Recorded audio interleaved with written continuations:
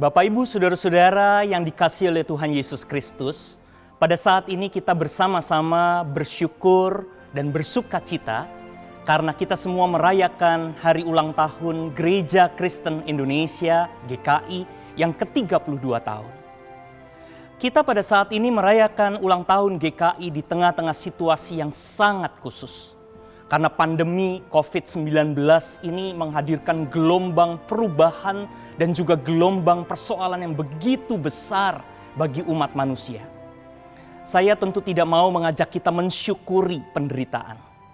Tetapi salah satu dari ukuran iman dan spiritualitas yang meningkat adalah ketika kita semua memiliki kemampuan untuk bisa melihat makna dan kemudian mendorong diri kita untuk bertindak secara baik dan kuat. Upaya kita untuk menemukan makna di tengah-tengah konteks dan persoalan-persoalan kita secara positif.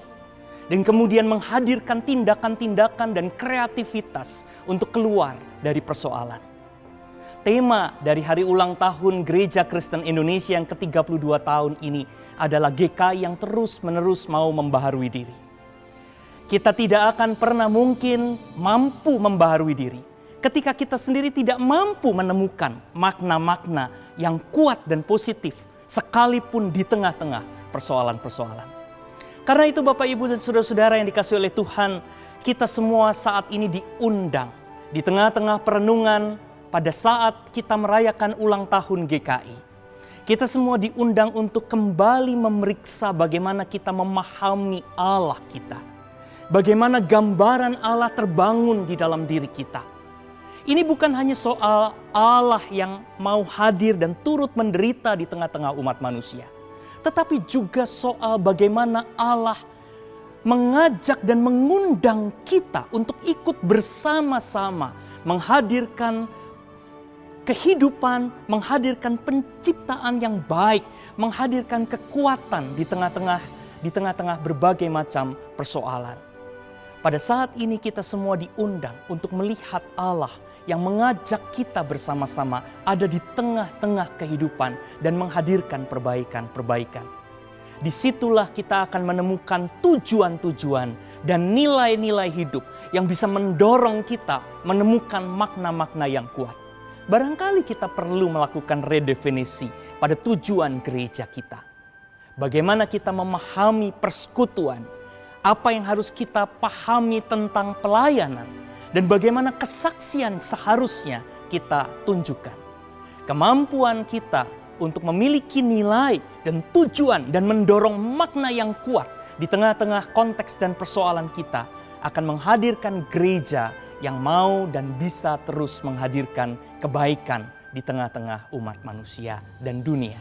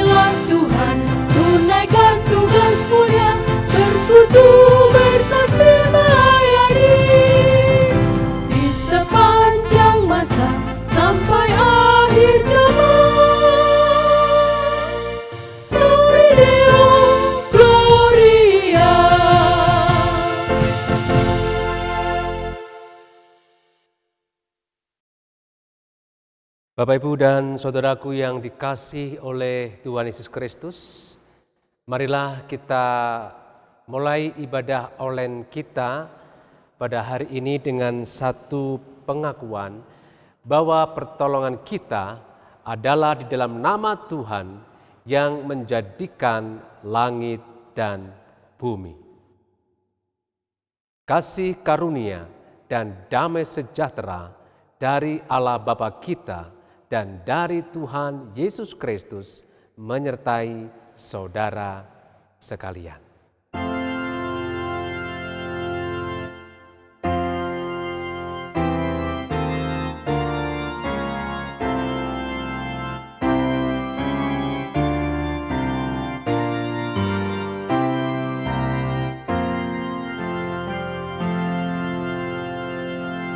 Selamat pagi Bapak, Ibu, dan saudaraku yang dikasihi Tuhan. Shalom, salam sejahtera untuk kita semuanya. Saudaraku yang dikasihi Tuhan, ibadah hari ini adalah ibadah sekaligus kita memperingati dan bersyukur untuk ulang tahun Sinode GKI AM yang ke-32 tahun. Dan perayaan ulang tahun yang ke-32 ini, saudaraku yang dikasihi Tuhan, biasanya Sinode GKI mengadakan pertukaran pelayan kebaktian atau pengkhotbah yang merupakan wujud kesatuan GKI yang am antara 3 sinode wilayah, baik Sinode Jabar, Jateng, dan juga Sinode Jawa Timur. Saudaraku dikasihi Tuhan, hari ini kita akan merenungkan satu tema berkaitan dengan HUT GKI AM yang ke-32 ini, yaitu GKI terus membarui diri. Firman Tuhan di dalam 1 Petrus pasal yang kedua, ayat yang ke-9 akan menjadi nas pendahuluan dalam ibadah HUT GKI yang ke-32 ini. Demikian firman Tuhan, tetapi kamulah bangsa yang terpilih, imamat yang rajani, bangsa yang kudus, umat kepunyaan Allah sendiri, supaya kamu memberitakan perbuatan-perbuatan yang besar dari Dia, yang telah memanggil kamu keluar dari kegelapan kepada terangnya yang ajaib. Firman Tuhan ini kembali mengajak kepada kita untuk kembali apa itu hakikat gereja sebagaimana yang dikatakan oleh firman Tuhan. Tentunya ketika GKI mengambil tema dalam ulang tahun yang ke-32 ini, yaitu gereja yang terus membarui diri, itu tentunya pembaruan yang tidak terlepas dari koridor apa yang dikatakan oleh firman Tuhan.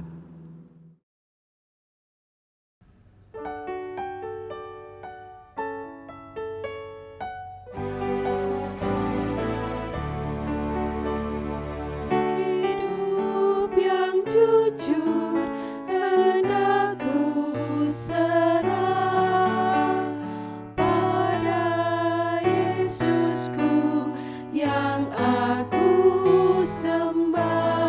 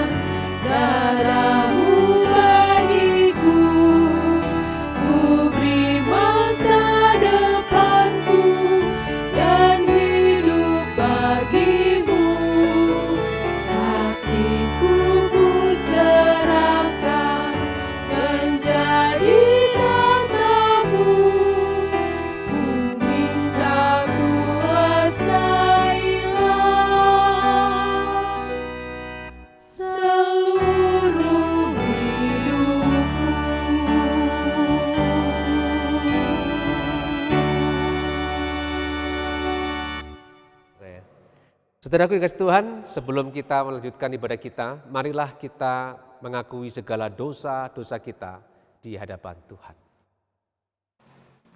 Tuhan, pada kesempatan hari ini kami bersyukur kepadamu di tengah pandemi COVID-19 ini tidak menghalangi gerejamu GKI secara Sinode Am untuk boleh memperingati penyatuan GKI secara am,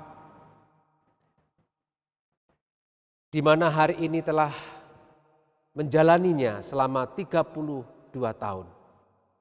Inilah kesempatan bagi kami untuk kembali merefleksi, melihat kami sebagai bagian dari Sinode GKI.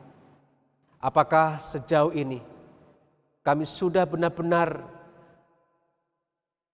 menyatakan kehidupan yang mewujud nyatakan bahwa kami adalah bagian dari gereja Tuhan dalam lingkup GKI Sinode Am ini Tuhan. Tuhan, keberadaan GKI bukan sebuah kebetulan, tetapi di dalam rencana Tuhan, di mana GKI yang hadir di bumi Indonesia ini untuk boleh menghadirkan akan misi Tuhan, yaitu untuk menghadirkan damai sejahtera. Namun ya Bapa, ketika kami melihat kehidupan kami sebagai jemaat Tuhan, sebagai gereja GKI di Indonesia ini Tuhan, seringkali kehadiran kami sebagai gereja Tuhan tidak mewujud nyatakan secara efektif, di mana kehadiran gereja kami benar-benar menghadirkan damai sejahtera yang secara konkret dialami dan dirasakan oleh masyarakat di mana gereja kami ini berada. Ampunilah kami kalau sebagai anggota jemaat kami banyak kali menuntut daripada kami mengorbankan diri kami, melibatkan diri kami untuk terlibat di dalam misi Tuhan dalam lingkup GKI di mana Tuhan tempatkan kami. Ampunilah kami Bapa Surgawi atas segala kegagalan kami untuk mewujud nyatakan gerejamu yang sebenarnya. Di dalam nama-Mu Tuhan kami Yesus Kristus, kami mengakui salah dan dosa-dosa kami. Amin.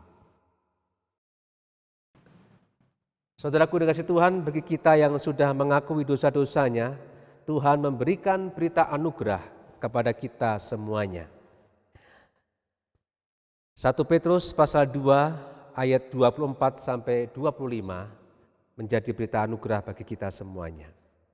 Ia sendiri telah memikul dosa kita di dalam tubuhnya di kayu salib, supaya kita yang telah mati terhadap dosa hidup untuk kebenaran. Oleh bilur-bilurnya kamu telah sembuh. Sebab dahulu kamu sesat seperti domba, tetapi sekarang kamu telah kembali kepada gembala dan pemelihara jiwamu.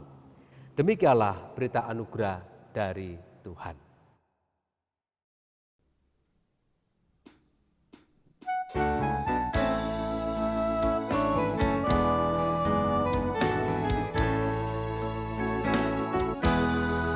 jiwaku haus akan kasih-Mu. Jiwaku rindu akan cinta-Mu. Siramilah taman hatiku yang kering ini, agar cinta-Mu bersemi di hatiku. Oh Yesus kekasihku, hanyalah Kau. Nama-Mu kan mungkin di hatiku.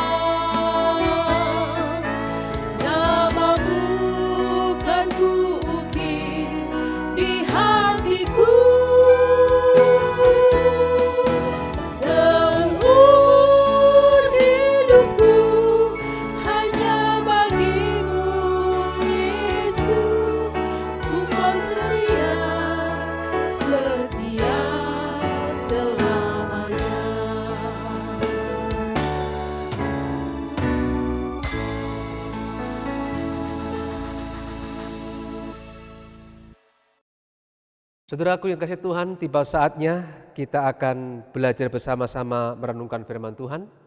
Sebelumnya mari kita berdoa bersama-sama. Tuhan Yesus Kepala Gereja, kami akan merenungkan kebenaran firman Tuhan. Kami akan merenungkan bagaimana seharusnya gereja atau jemaat Tuhan atau kami sebagai gereja yang sebenarnya itu memiliki tekad untuk selalu berubah dan membarui diri kami. Biarlah melalui kebenaran firman Tuhan ini kembali kami dikuatkan, dituntun oleh Tuhan untuk terus melakukan pembaruan di dalam kehidupan kami sebagai gereja Tuhan. Berbicaralah ya Tuhan, sebab kami siap mendengar dan melakukan firman-Mu. Di dalam nama Yesus kami berdoa. Amin. Firman Tuhan, saudaraku dikasih Tuhan, saya bacakan di dalam Roma pasal yang ke-12 ayat yang pertama. Hari ini kita akan merenungkan satu ayat saja berkaitan dengan ulang tahun gereja kita Sinode GKI yang ke-32 ini.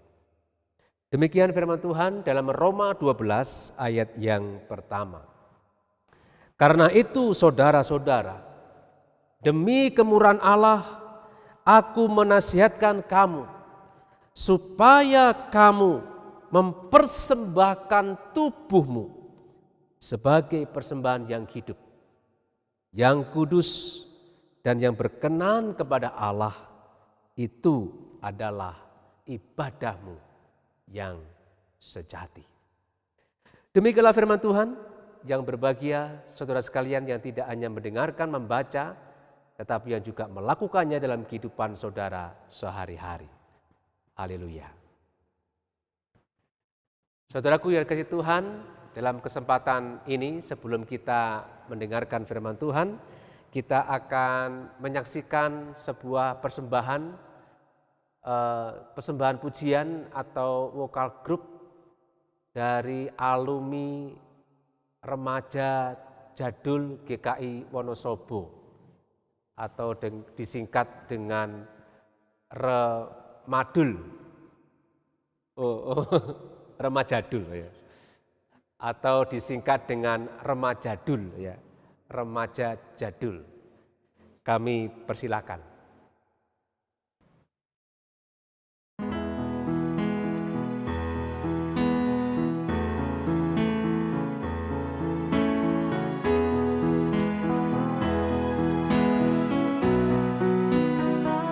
Masa muda sungguh senang, jiwa penuh dengan cita-cita,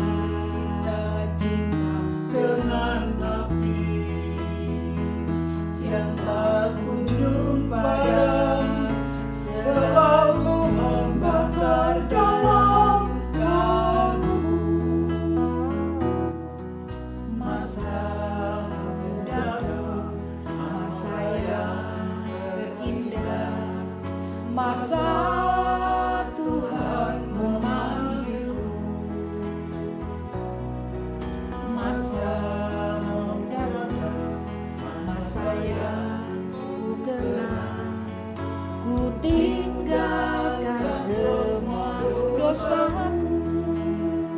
La la la la la la.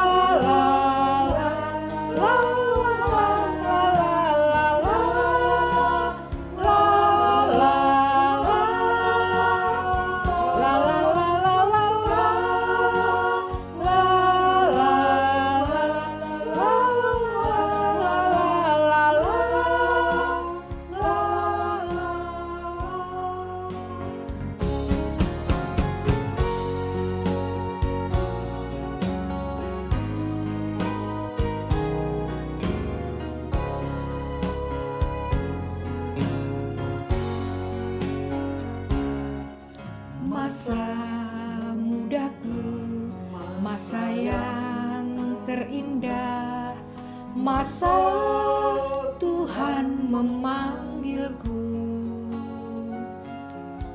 Masa mudaku, masa yang ku kenang, ku tinggalkan semua dosaku. La la la la la la la la la la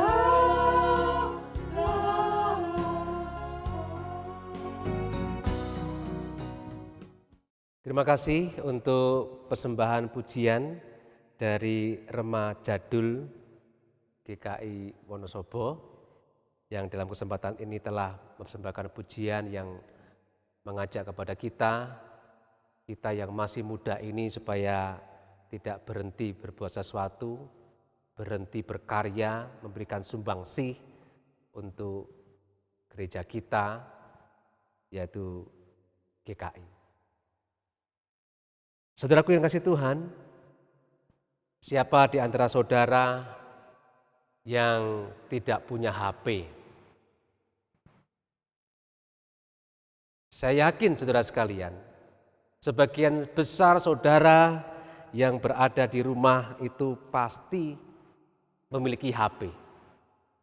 Minimal saudara itu punya HP. Saudaraku yang kasih Tuhan, HP yang ada di genggaman tangan kita ini, HP yang ada atau yang kita miliki saat ini, dan sampai saat ini itu masih ada dan masih dapat kita beli di toko-toko HP saudara. Itu adalah HP yang sudah mengalami proses yang begitu panjang, dengan adanya perubahan-perubahan yang ada sampai saat ini. Saya mengajak saudara melihat tayangan di belakang saya ini saudara. Evolution HP. Perubahan HP dari waktu ke waktu. Saudara bisa saksikan apakah ada di antara saudara yang memiliki HP yang deretan paling awal itu saudara. HP yang paling jadul sampai HP yang sampai sekarang ini. Saudaraku dikasih Tuhan. Ada HP-HP yang dulunya begitu jaya saudara. Dan itu menjadi HP yang dicari oleh banyak orang. Tetapi saat ini HP itu sudah tidak ada lagi. Pabriknya tutup, atau ada tetapi HP itu tidak menarik pembeli, saudara. Tidak banyak orang yang mencari. Tetapi kalau saat ini masih ada HP yang dari zaman dulu sampai sekarang, saudaraku, brand atau merek HP itu masih ada, saudaraku, masih eksis sampai saat ini. Rahasianya adalah kenapa HP itu masih tetap eksis, bahkan masih laku keras sampai saat ini saudaraku. Karena HP itu saudaraku, HP yang masih eksis itu, dia telah mengalami atau mengadakan inovasi-inovasi, mengadakan pembaruan-pembaruan agar HP itu bisa menjawab tantangan zaman sampai saat ini. Saudaraku dikasih Tuhan, apa yang dapat kita pelajari dari HP tadi, saudaraku yang dikasih Tuhan? Yang dapat kita pelajari adalah kalau gereja itu ingin tetap eksis, gereja itu ingin tetap ada, kalau gereja itu ingin tetap dicari oleh orang-orang di dunia ini, gereja itu harus terus mengadakan inovasi. Gereja harus berani mengadakan pembaruan. Seperti moto gerakan reformasi gereja yang muncul pada abad 17, saudara. Motonya berkata demikian, saudara. Ecclesia reformata semper reformanda secundum verbum Dei. Ini ditulis dalam bahasa Latin. Terjemahannya adalah seperti ini, saudara. Gereja yang telah terreformasi harus terus bereformasi sesuai dengan firman Tuhan. Artinya gereja yang sudah mengalami perubahan, saudara, itu harus terus berubah. Tidak boleh berhenti berubah sesuai dengan firman Tuhan. Saudara, moto di atas kembali menegaskan kepada kita, saudara, bahwa gereja itu harus berubah. Tapi perubahan itu bukan perubahan yang ngawur, saudara. Bukan perubahan yang sembarangan. Tapi dikatakan dalam firman Tuhan tadi, verbum Dei. Perubahan yang sesuai dengan kebenaran firman Tuhan. Karena itulah saudaraku yang dikasihi Tuhan, pada hari ini dalam perenungan firman Tuhan dalam rangka HUT GKI Sinode Am yang ke-32 tahun ini, saudara sekalian, saya mengajak kita untuk melihat apakah GKI itu benar-benar sudah menjadi gereja yang terus berinovasi, membarui dirinya itu, supaya kehadiran GKI ini, saudaraku, benar-benar tetap hadir. Kehadirannya efektif, punya dampak dan efisien, saudaraku, bagi kehidupan ini. Karena itulah saya mengajak saudara untuk merenungkan firman Tuhan yang tadi kita baca dalam Roma 12 ayat yang pertama, saudaraku. Saudaraku dikasih Tuhan, melalui firman Tuhan ini kita akan belajar perubahan apakah yang seharusnya dilakukan oleh gereja kita, oleh GKI, saudaraku. Pembaruan yang seperti apakah yang seharusnya dilakukan oleh GKI, saudaraku. Belajar dari Roma 12 ayat yang pertama tadi, saudaraku. Yang perlu dibaharui oleh GKI berkaitan dengan firman Tuhan yang kita baca hari ini adalah bahwa GKI harus membaharui ibadahnya, saudara. GKI harus memperbarui ibadahnya supaya GKI memiliki ibadah yang sejati, saudara. Seperti dikatakan dalam firman Tuhan tadi. Karena itu, saudara-saudara, demi kemurahan Allah aku menasihatkan kamu supaya kamu mempersembahkan tubuhmu sebagai persembahan yang hidup, yang kudus dan yang berkenan kepada Allah.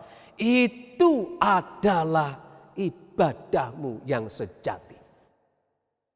Itu adalah ibadahmu yang sejati, saudaraku.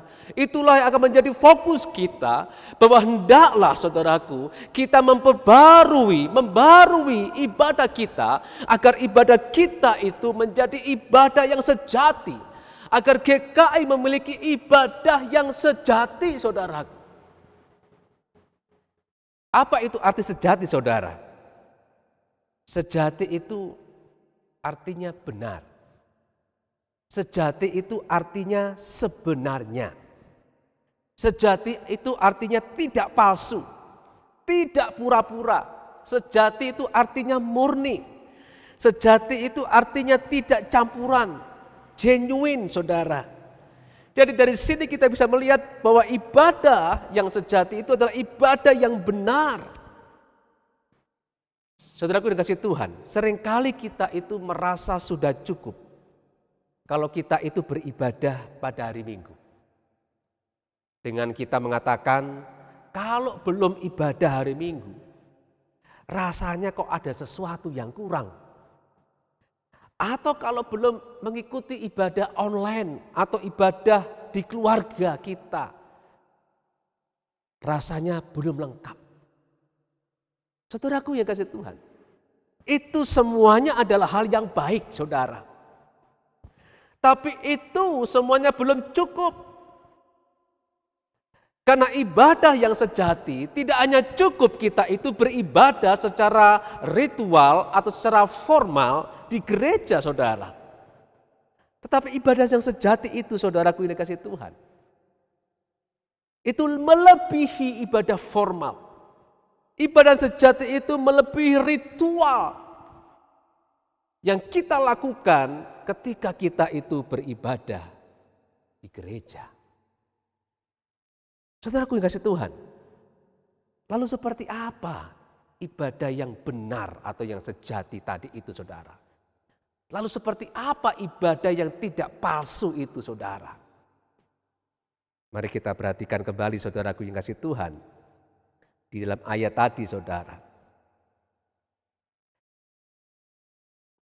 Di sana dikatakan demikian, saudara. Karena itu saudara-saudaraku, demi kemurahan Allah aku menasihatkan kamu supaya kamu mempersembahkan tubuhmu. Jadi kata kunci dari ayat ini adalah, saudara, yang dikaitkan dengan ibadah sejati itu adalah mempersembahkan tubuhmu, saudara. Jadi ibadah dikatakan ibadah sejati, saudara, kalau kita yang beribadah itu ada kerinduan untuk mengorbankan tubuh atau diri kita atau hidup kita. Jadi gereja yang melakukan ibadah sejati adalah gereja yang bersedia untuk berkorban. Gereja yang memiliki kerinduan untuk berkorban. Gereja yaitu anggota jemaatnya, orang-orangnya yang adalah gereja yang sebenarnya itu, ada kerinduan untuk berkorban. Mengorbankan hidupnya, saudara. Jadi tubuhmu ini berbicara tentang hidup kita, saudara. Mengorbankan tubuhmu itu sama dengan mengorbankan hidup kita. Kapan saudara itu dikatakan hidup? Ketika saudara masih bernafas. Kapan saudara itu bernafas? Ketika kita masih ada sebagaimana ada saat ini. Jadi kalau saudara saat ini itu ada, dimanapun engkau berada saat ini, itu artinya saudara itu hidup. Saudara itu masih bernafas. Jadi apa artinya, saudaraku? Ketika Paulus berkata persembahkanlah tubuhmu, tubuhmu itu artinya persembahkanlah seluruh hidupmu. Ketika engkau masih bernafas, engkau masih hidup, saudaraku, dimanapun engkau berada, engkau masih hidup di gereja atau di luar gereja, dimanapun engkau berada. Paulus berkata, persembahkanlah hidupmu itu. Jadi ibadah sejati itu, saudaraku, ketika kita hidup, saudara, dimanapun kita hidup, kita masih bernafas, tidak hanya di gereja, tetapi dimanapun kita berada, termasuk pada waktu kita berada di luar gereja, di keluarga kita, di tempat kerja kita, di kampung kita. Ketika kita ada kerinduan, saudara, untuk mengorbankan hidup kita, sesungguhnya saudara sudah melakukan ibadah yang sejati. Dikatakan oleh Paulus, persembahkanlah tubuhmu, bukan tubuh orang lain. Bukan tubuhnya mereka, tapi tubuhmu. Ibadah yang sejati adalah ibadah dalam diri kita itu. Ada kerinduan untuk mengorbankan diri kita untuk kehidupan ini, saudaraku. Bukan menuntut orang lain untuk berkorban untuk diri kita, demi ibadah kita. Jadi salahlah ibadah kita kalau kita demi beribadah kita mengorbankan orang lain. Apalagi kita mengorbankan Tuhan. Itu belum ibadah yang sejati, saudara. Saudaraku dikasih Tuhan Yesus. Saya meyakini, saudaraku, GKI saat ini bisa berulang tahun yang ke-32 tahun. Kalau kita menoleh ke belakang para founding father kita, para tokoh-tokoh yang memunculkan ide penyatuan GKI ini, saudaraku, kalau mereka tidak ada kerinduan untuk berkorban, saudaraku, demi adanya kesatuan GKI yang am ini, maka tidak akan mungkin bisa terjadi kesatuan yang am ini, saudara. Demikian juga, saudaraku dikasih Tuhan, kesatuan GKI dalam sinode yang am ini tidak akan mungkin terjadi kalau masing-masing sinode wilayah itu tidak punya kerelaan untuk mengorbankan dirinya demi kesatuan sinode GKI yang am ini, saudara.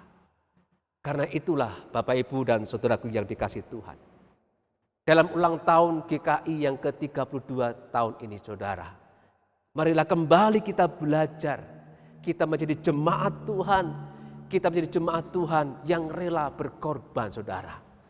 Karena itulah dikatakan oleh firman Tuhan tadi, itulah ibadah yang sebenarnya, ibadah yang sejati. Saudaraku yang dikasih Tuhan Yesus, untuk kembali kita lebih memahami makna pengorbanan sebagai gereja Tuhan, saya mengajak saudara untuk menyaksikan tayangan video yang berikut ini, di mana dalam video ini kita akan bisa memahami apa itu arti berkorban sebagai gereja Tuhan. Mari kita saksikan. Apakah gereja bisa mati? Apakah gereja akan merosot di tengah pandemi sekarang ini? Gereja bisa mati. Gereja bisa menjadi tidak relevan. Gereja akan merosot jika yang dipikirkan dan dilakukan oleh gereja hanyalah survival. Gereja tidak akan mati. Dan gereja tidak akan merosot.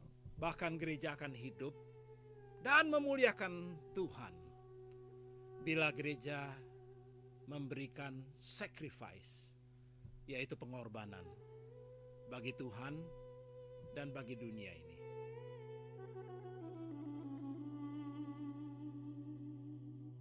Di negara Turki yang berbatasan dengan negara Armenia, persis di perbatasannya terdapat sebuah kota yang disebut kota Ani. Pada abad yang ke-5 Masehi, kota ini adalah kota besar dan kota yang makmur. Dihuni oleh banyak orang kaya, kaum pedagang, dan juga orang-orang bangsawan. Dan di kota ini secara khusus banyak didirikan gereja. Kota Ani terkenal sebagai kota 1001 gereja.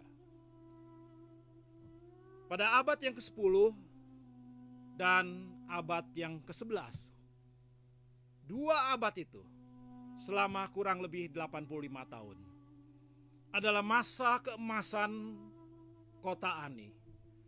Karena di sana bukan hanya 1001 gereja, tetapi 2.300 gereja didirikan di sana.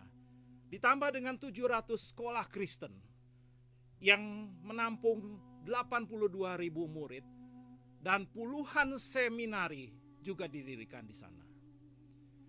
Saudara, kota Ani mengalami zaman keemasan pada abad 10 dan 11 itu karena apa? Karena banyak gedung gereja yang bagus dengan arsitektur yang mewah dan megah dan artistik dibangun di sana. Dengan didanai oleh pedagang dan orang-orang kaya pada waktu itu, mereka bahkan mengundang arsitek yang mendandani atau merenovasi kubah atau dom dari gereja Hagia Sophia di Istanbul yang sekarang dirubah menjadi masjid. Arsitek yang mengurus kubahnya itu dipakai untuk merencanakan gereja-gereja yang ada di kota Ani. Jadi kota Ani memiliki gereja-gereja yang luar biasa indahnya. Tetapi abad ke-12, abad 13, dan abad 14, perlahan-lahan kota Ani bersama dengan gereja yang ada di sana mulai ditinggalkan, mulai dilupakan. Bahkan akhirnya pada abad 17, kota Ani bersama dengan gereja yang ada, semuanya menjadi kota hantu. Apa sebabnya? Saudara, jawabannya adalah karena gereja yang ada di sana hanya dipentingkan aspek eksternalnya saja. Aspek eksterior. Gereja dibangun dengan indah, dengan artistik, dengan biaya yang mahal, dengan bangunan yang kuat. Tetapi aspek yang lain, yaitu aspek internal, aspek yang di dalam, pembinaan jemaat, penguatan jemaat, dan penginjilan, serta misi gereja, dilupakan oleh gereja pada waktu itu. Itulah sebabnya mereka perlahan-lahan kandas dan tergilas oleh perubahan zaman. Saudara, gereja di abad 21 ini, khususnya tahun 2020 sekarang ini, kita ada di dalam perubahan yang besar di tengah pandemi sekarang ini. Apa yang menjadi landasan kita bergereja sekarang ini? Apa konsep kita mengenai gereja sekarang ini? Saudara, pada waktu kita memikirkan tema masa depan gereja di tengah pandemi sekarang ini, mari kita melihat 1 Petrus 2 ayat yang 9, sebab di sana firman Tuhan mengajarkan sebuah konsep tentang gereja yang sesuai dengan rancangan Tuhan. 1 Petrus 2 ayat 9 berbunyi, tetapi kamulah bangsa yang terpilih, imamat yang rajani, bangsa yang kudus, umat kepunyaan Allah sendiri, supaya kamu memberitakan perbuatan-perbuatan yang besar dari Dia yang telah memanggil kamu keluar dari kegelapan kepada terangnya yang ajaib. Saudara, ayat ini paling sedikit mengajarkan dua hal yang penting. Yang pertama, firman Tuhan mengajarkan bahwa konsep tentang gereja yang paling penting adalah aspek internal gereja, yaitu orang-orang kudus, orang-orang percaya, orang-orang yang sudah ditebus, orang-orang yang sudah dipanggil keluar dari kegelapan dunia menuju pada terang dari Tuhan. Saudara, gereja pada esensinya adalah orang, yaitu orang percaya, yaitu orang-orang yang dikenal sebagai orang-orang pilihan Tuhan, orang-orang yang dipanggil oleh Tuhan untuk percaya. Jadi gereja bukan soal gedung saja, gereja bukan soal organisasi saja, gereja bukan soal ibadah-ibadah saja, tetapi gereja yang paling penting adalah orang-orang yang sudah percaya kepada Tuhan di dalam Kristus. Mereka yang sudah ditebus. Orang-orang inilah secara internal merupakan orang-orang yang tahan uji di tengah segala kesulitan. Saudara, 1 Petrus surat ini ditulis ketika gereja mengalami kesulitan yang besar, yaitu penganiayaan.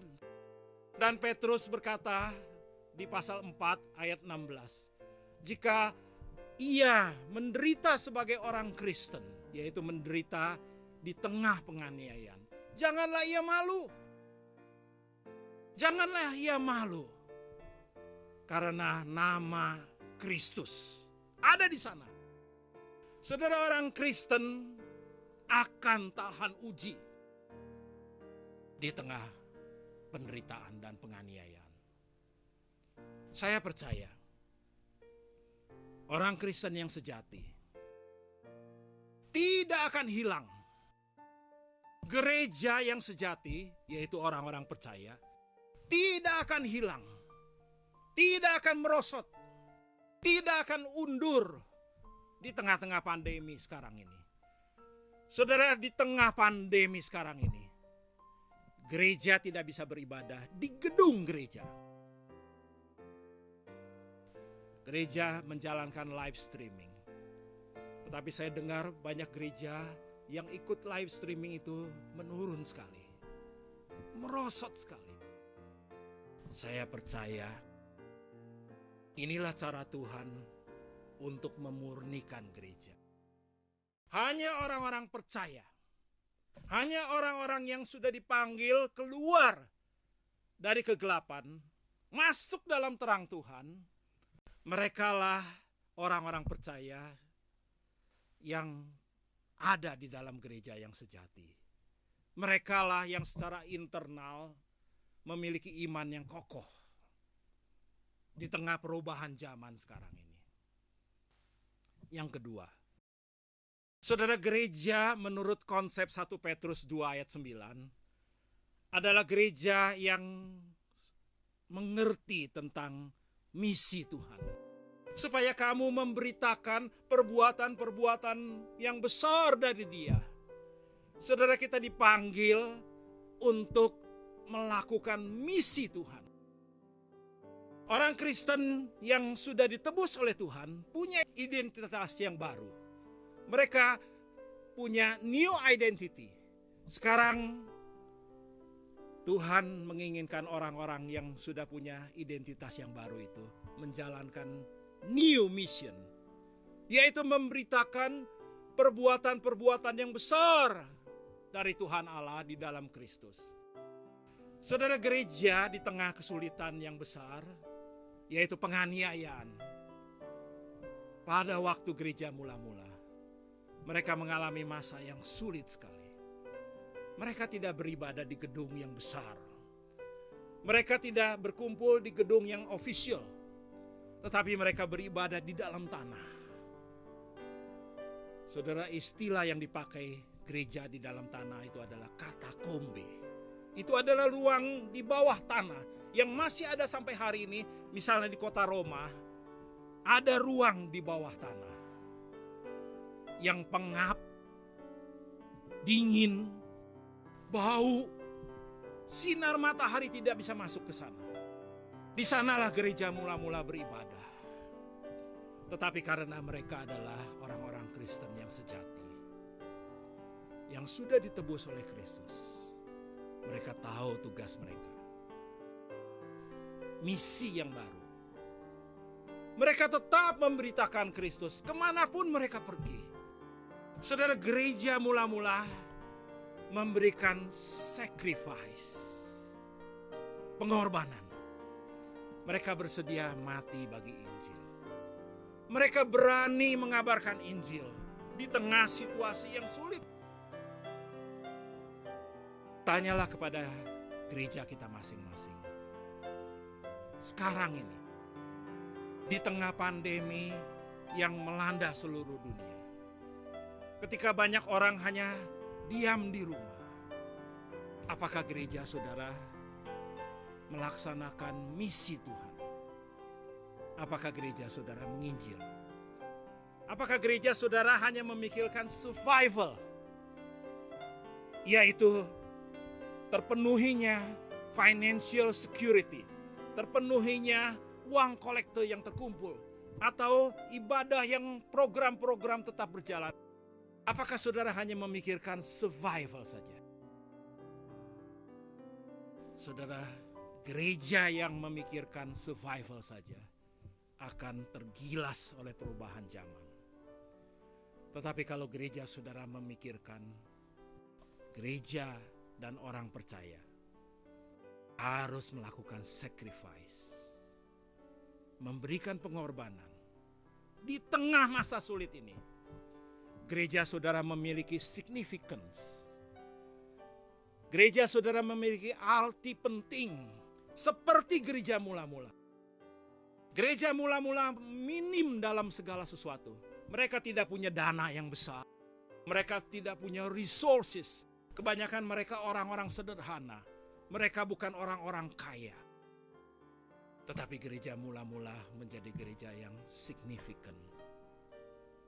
Karena mereka memberikan sacrifice di tengah kesulitan yang besar. Saudara, gereja saudara di abad 21 ini, khususnya di tahun 2020 ini, di tengah kesulitan pandemi yang melanda seluruh dunia dan juga Indonesia. Banyak orang penuh dengan kekhawatiran. Banyak orang hidup dalam ketakutan. Banyak orang tidak tahu mengenai hari depan. Kalau gereja saudara memberitakan Kristus, menjalankan misi Tuhan, memberitakan perbuatan-perbuatan besar dari Allah yang telah memanggil saudara keluar dari kegelapan kepada terangnya yang ajaib itu, gereja saudara akan menciptakan significance. Karena saudara dan gereja saudara memberikan pengorbanan bagi Kristus dan bagi kerajaan surga.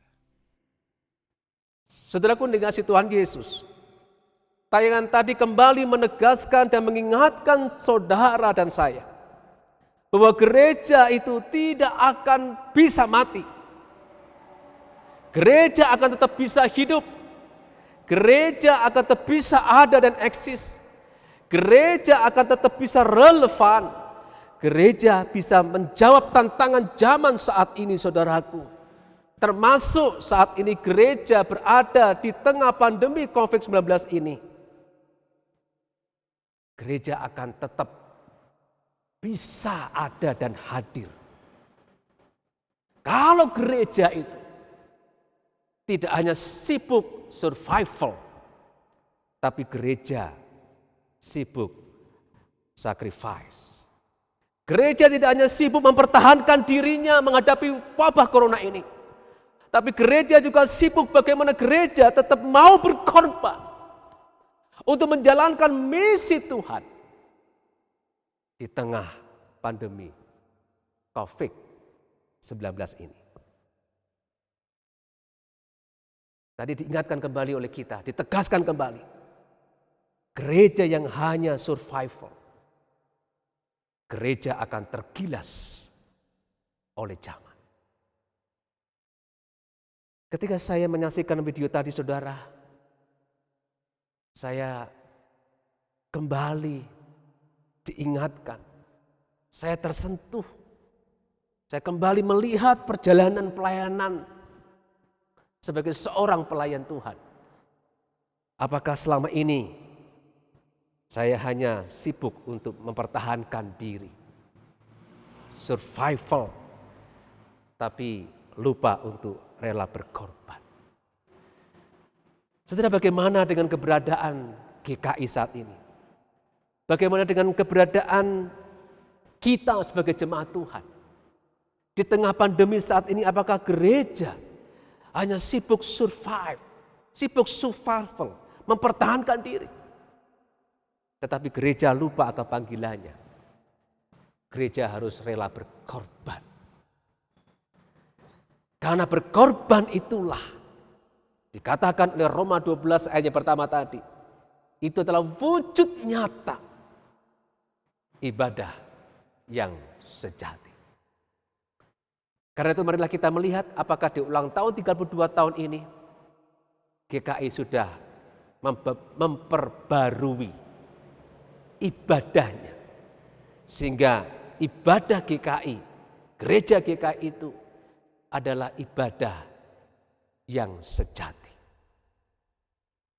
Memperbarui tata gereja, amandemen tata gereja boleh, liturgi gereja boleh, saudaraku, organisasi sistem amandemen gereja boleh, saudaraku, tapi jangan lupa, saudara, GKI atau gereja itu lupa untuk memperbarui ibadahnya untuk memiliki ibadah yang sejati, yang nampak bahwa gereja yang punya ibadah yang sejati adalah gereja yang memiliki hati yang rela berkorban untuk menjalankan misi Allah, mendatangkan damai sejahtera di dalam kehidupan ini. Selamat ulang tahun Sinode GKI yang ke-32 tahun. Tuhan Yesus memberkati. Amin.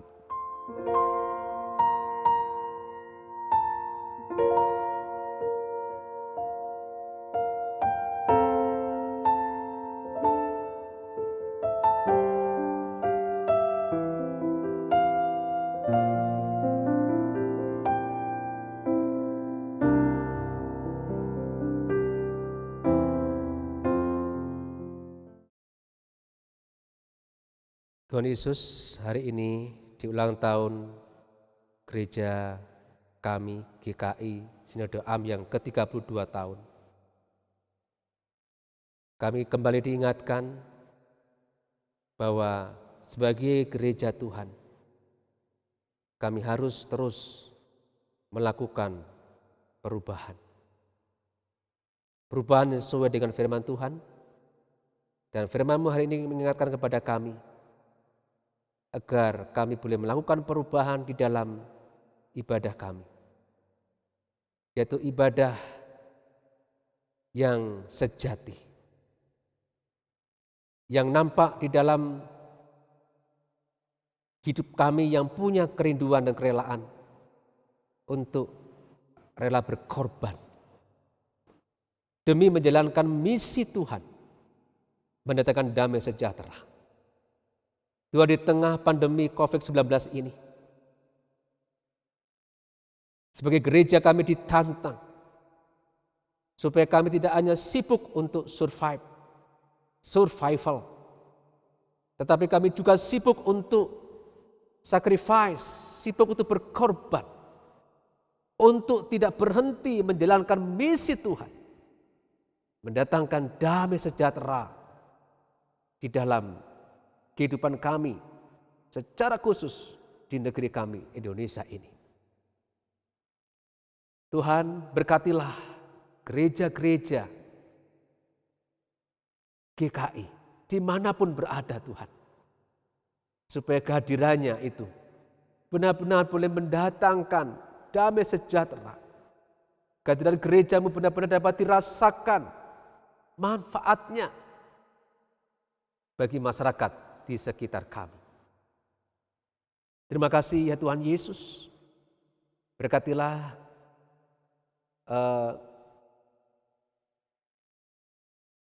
para hamba Tuhan, para pendeta, para penatua, para pengurus badan pelayanan, para aktivis yang ada di gereja-gereja GKI, agar mereka boleh menjadi pemimpin-pemimpin gereja yang punya kerinduan untuk berkorban demi menjalankan misi Allah, yaitu mengabarkan kabar sukacita, kabar Injil kepada semua orang.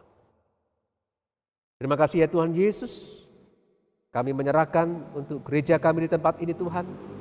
Engkau yang memberkati gereja kami, jemaat-Mu, dalam segala persoalan dan pergumulan yang mereka hadapi saat ini, agar Tuhan yang memberikan mereka solusi dan kekuatan, tetap punya pengharapan, tidak mudah menyerah, dan dalam kondisi yang tidak mudah ini Tuhan, berikanlah kepada kami hati yang juga rela berkorban untuk orang-orang yang lebih susah daripada kami.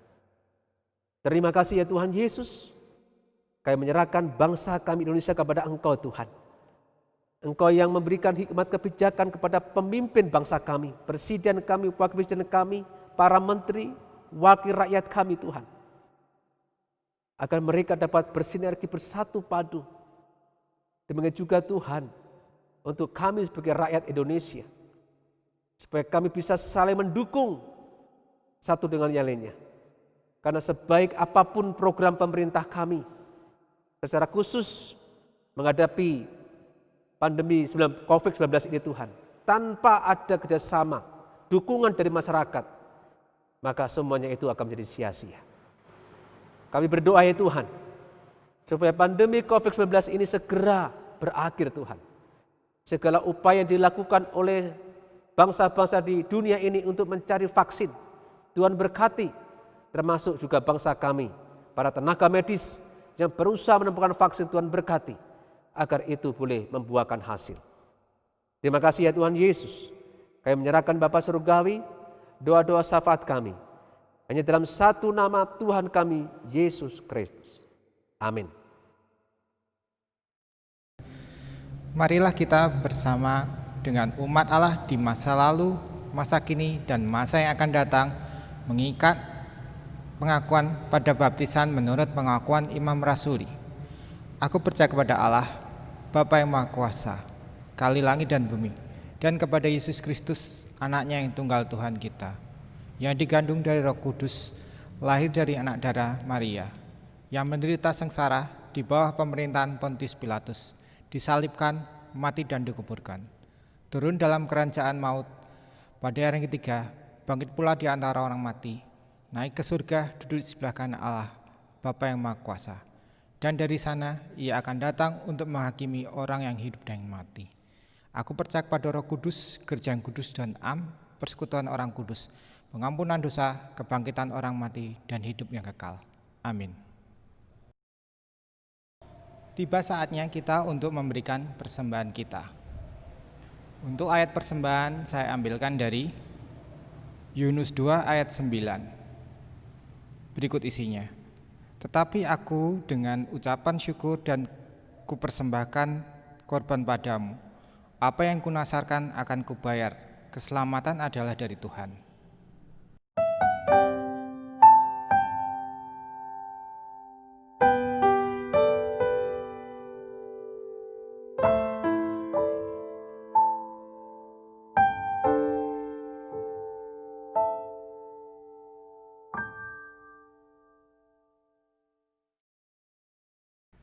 Mari kita bawa persembahan kita ke dalam doa. Bapa, saat ini kami datang ke hadirat-Mu dengan memberikan sedikit persembahan atas berkat yang telah Kau curahkan kepada kami sepanjang minggu ini. Meskipun persembahan ini sedikit, namun berkatilah supaya persembahan ini dapat berguna bagi perluasan kerajaan-Mu di tempat ini. Terima kasih semua atas kebaktian yang masih tetap bisa kami lakukan meskipun dalam keadaan sekarang seperti ini. Makasih Tuhan, kami doa dalam nama Tuhan Yesus kami doa, amin.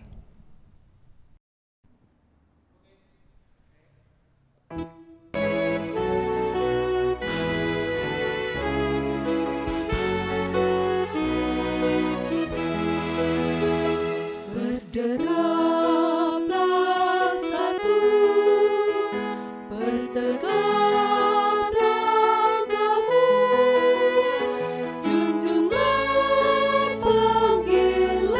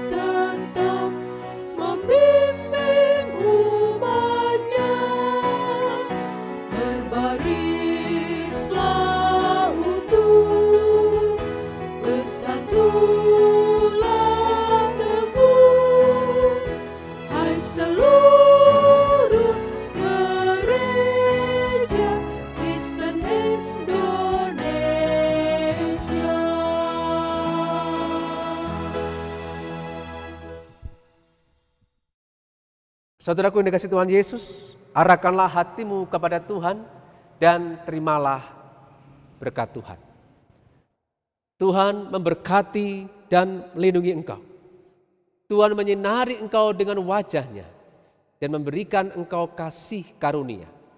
Tuhan menghadapkan wajah-Nya kepadamu dan memberikan engkau damai sejahtera. Amin.